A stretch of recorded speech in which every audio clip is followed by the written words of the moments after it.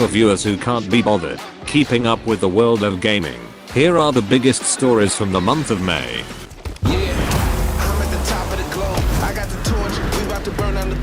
Epic Games and Apple have locked horns for their long-awaited antitrust trial this month, which will undoubtedly be the highest profile gaming lawsuit this year. So far, a number of executives and developers from both sides have taken the stand, including both Epic Games CEO, Tim Sweeney, and Apple CEO, Tim Cook, who look to assert their dominance as the ultimate Tim. The lawsuit revolves around Fortnite developer, Epic Games, alleging that Apple's in-app purchase policies violate antitrust laws, making the ecosystem unfair for Epic and thousands of other developers.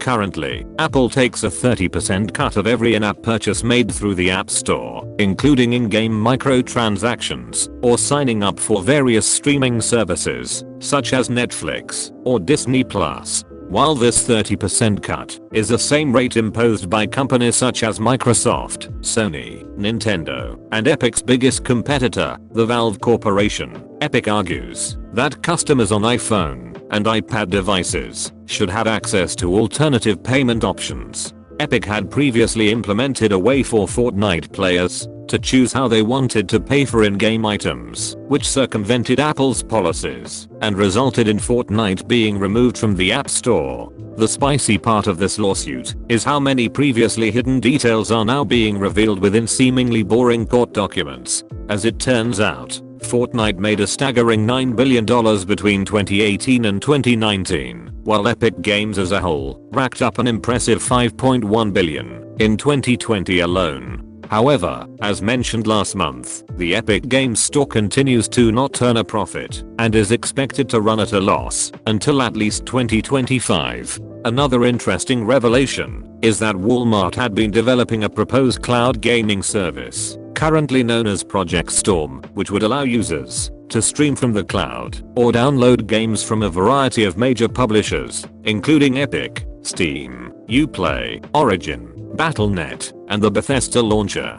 However, it isn't confirmed whether or not Walmart's cloud gaming service is still under development. A significant talking point of the case is how both Minecraft and Roblox have been treated differently by the App Store, as they've classified themselves as apps as opposed to games. This is mostly down to Roblox making the argument that it's instead an experience, owing to the fact that it's essentially a game store within a game. Roblox has even gone as far as to remove references to being a game in the App Store entirely, doing what's needed to keep those microtransactions locked down. Epic has of course argued that these classifications are inconsistent. As of writing this piece, closing arguments are yet to be made. However, it is incredibly likely that whatever ruling is made will be taken to an appeals court. With this in mind, even if Apple wins the case, Epic Games might consider the lawsuit an absolute win. Daniel Lyons, a Boston College law professor, had this to say: "Even if Epic lose the case, they have been playing a court of public opinion game. You spend a few $1 million on lawyers, and you are a company that winds up being in the headlines for sticking up for the little guy. Maybe that's a win in itself." The very wealthy lawyers of Epic Games weren't satisfied with just going after Apple, as they've also decided to launch a class action lawsuit against their biggest competitor, the Valve Corporation. Epic argues that Steam's dominance of the PC game market has increased the price of PC games overall, with Steam imposing a non-negotiable 30% commission on all games sold on the platform. Wallfire Games CEO, David Rosen, is leading the lawsuit and has been in contact with other developers who have run into situations where Steam will threaten the removal of their game if the price is not raised on a competing platform. The argument being made is that because a platform like the Epic Games Store gives developers 88% of the sale revenue as opposed to Steam's 70%, this incentivizes publishers to lower their prices on competing platforms in order to generate more revenue for themselves. This would likely result in more customers choosing to buy from platforms with a lower cost, resulting in lost revenue for Steam. Rosen hopes to seek a resolution where, in his words, Valve stops interfering with pricing on other stores and allows gamers and developers to make their own decisions. It isn't stated when this lawsuit will make its way to the courts. However, I can gladly say that for the remainder of this video, we won't be mentioning another fucking lawsuit. If only YouTube only took 30% of the revenue share. Meanwhile, Sony files a patent for a betting service. Titanfall 2 streamers are getting selectively targeted by hackers, and Nintendo has its most profitable year in its 131-year history. Oh, isn't he adorable? Unless you're active in the Roblox community, you probably wouldn't have heard of the game Adopt Me, a title which has been made entirely within the platform by around 40 dedicated developers. This month, the game set a new record of concurrent players, with a staggering 1.92 million playing at the same time. For reference, only one game on Steam has ever had more concurrent players in its entire history, and since launching in 2017, Adopt Me has seen a monumental 22 billion visits. Uplift Games, the team behind the title, plans to continue updating the game into the future, while also branching out into currently unannounced titles. Roblox went public on the New York Stock Exchange earlier this year and quickly became worth more than industry giants like Electronic Arts, Ubisoft, and Take-Two Interactive. The lobby was decorated with giant microtransactions. Blizzard released its latest quarterly financials this month, showing that although the company's revenue is up, its monthly active users continues to drop. Blizzard reported that its monthly active player base has fallen by 29% since 2018, a decrease that would likely be attributed to the fact that Blizzard hasn't released anything that isn't either an expansion or remake since the launch of Overwatch in 2016. Overwatch 2 and Diablo 4 are yet to receive official release dates. However, industry insiders don't expect to see either of these titles ready to play until 2022 at the earliest. Blizzard remakes, such as Warcraft 3 and Diablo 2 Resurrected, have seen mixed reviews over the past few years. However, fans have generally been kind to World of Warcraft Classic, which is set to receive another major expansion as of next month. Blizzard has suffered some unfortunate headlines over the past few years, not only with a few high-profile developers such as Jeff Kaplan leaving the company, but its competitive community also being tied up in a few international incidents. In 2019, a pro Hearthstone player was banned for voicing support for Hong Kong protesters, a move that threatened Blizzard's relationship with their very profitable Chinese partners. As recently as May this year, Korean Overwatch League player Sabier B would be forced to apologize after criticizing China's claim to the regions of Hong Kong and Taiwan. These comments led to 4 separate Chinese teams boycotting Sabier B entirely, meaning they would refuse to participate in practice matches or league-related content such as commercials. Viewers who want to learn more about the fun topic of international border disputes can watch the last 2 years of our regular news, as the topic tends to get mentioned an unreasonable amount of times. Returning to Blizzard's finances, despite these setbacks, the company has still managed to pull off an impressive 7% year-on-year increase in revenue. However, many speculate that they may have been bailed out by COVID-19, the gaming industry's greatest gift since the invention of the microtransaction. This month also saw a 2-hour stream showcasing player versus player footage of Overwatch 2, and since the News Without the Bullshit series actually started with solely covering Overwatch, we might as well save you having to watch it. The biggest change were that team sizes will now be reduced from 6 down to 5, with both teams having 2 damage dealers, 2 supports, and 1 tank. The developers intend for this change to make team fights easier to manage, to rework tanks into a more aggressive and enjoyable role, and to reduce queue times by making the least popular role more attractive. Analysts within the Swag News team speculate that the announcement was made this far ahead of release, so regular 6 stacks will be able to find more polite ways to tell their weakest player that their services will no longer be required. Unfortunately, no new heroes were shown during the presentation. However, by looking at their previous release rates and then comparing that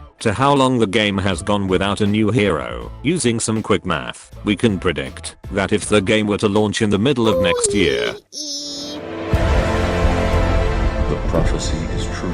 It would come with an additional 9 heroes. However, if we analyze previous releases even further, we can determine that 8 of them will be damage dealers, with the 9th being a healer that only provides heals in the event of them single-handedly wiping the entire enemy team. The 4 new maps shown during the presentation were Toronto, Rio, New York, and Monte Carlo. Other changes include a ranged attack for Winston, Reinhardt getting 2 fire strikes and being able to cancel his charge, and a showcase of some fucking exceptional sound design. With this in mind, some viewers might be interested in an upgrade if they are looking to optimize their listening experience.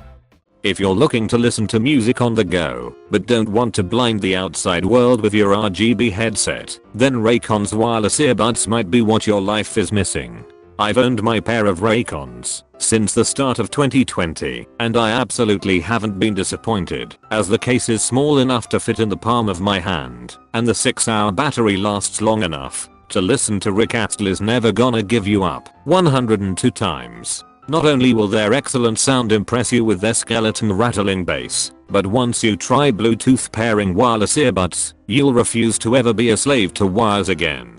Up-and-coming SoundCloud rapper, Snoop Dogg, swears by these things, so I'll happily defer judgment to someone clearly much more qualified than myself. Raycon is really easy to recommend, as not only are they half the price of other premium earbuds, but if you're even 1% unsatisfied, they'll give you a full refund within the first 45 days, with no hesitation. On top of this, going to buyraycon.com/surswag will get you another 15% discount for a limited time, or just click on the link in the description like a normal fucking person. Raycon, adapting to the extinction of the headphone jack. Meanwhile, Resident Evil Village becomes the fastest selling game in the series. Bethesda's upcoming title, Starfield, will be an Xbox and PC exclusive, and Sony expects PS5 shortages to last until 2022.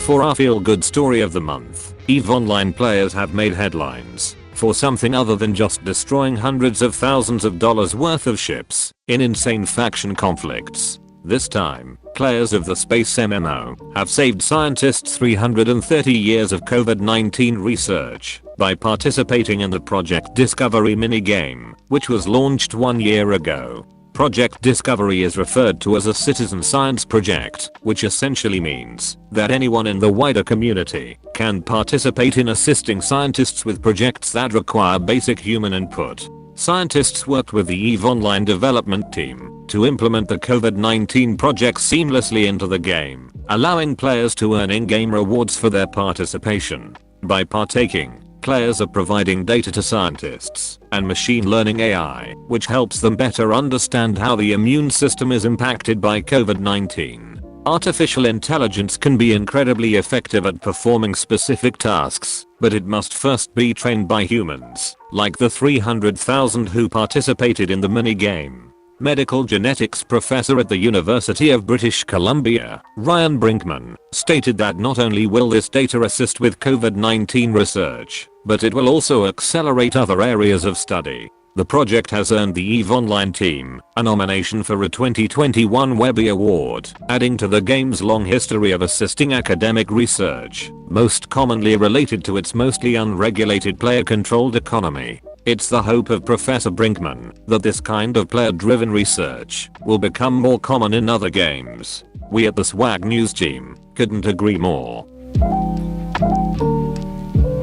The upcoming month of June is expected to be a huge month for the gaming industry, with E3 2021 running from the 12th to the 15th. Although the conference won't be attended by Sony or Nintendo, who have moved away from the event in recent years, and although it still won't take place at a physical location, E3 is still expected to feature a shit ton of yet to be released titles. These include Perfect Dark, Fable 4, Starfield, BioShock 4, Gotham Knights, Beyond Good and Evil 2, Battlefield 6, and Elden Ring. We expect gaming news for next month to be quite long.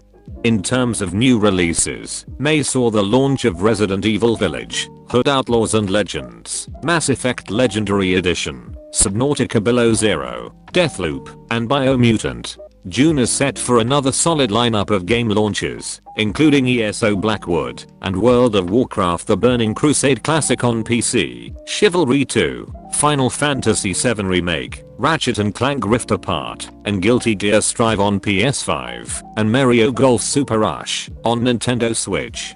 Viewers looking for news outside of the world of gaming are free to watch our regular news video before the end of the month.